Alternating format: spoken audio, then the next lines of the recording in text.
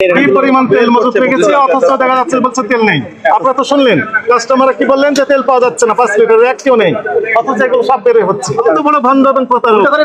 আপনি সিগনেচার দিতে পারেন, নাম লিখতে পারেন না। হুজুর মানুষ তার অবস্থা এই হয় তাহলে বাকিদের অবস্থা কি?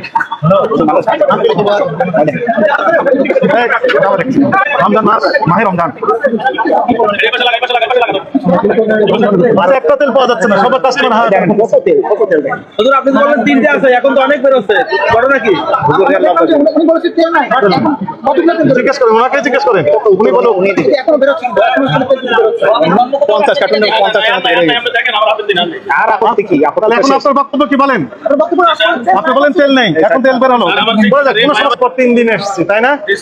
3 দিন এসে একই মেসেজ দেওয়া হয়েছে।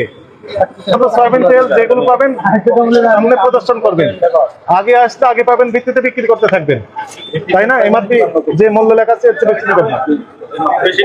আচ্ছা, আপনি আবার গোপন স্থানে হাইড করে রাখলে এবং তেল নেই বললেন, এটি অপরাধ হয়েছে আপনার কাছে মনে হয় না? হয়নি? অপরাধ হয়েছে, এগুলো আর করতে পারবেন? প্রতিদিন একই কথা বলা হচ্ছে, তারপরে আপনাদের টনক করছে না কেন? এটি শেষবারের মতো।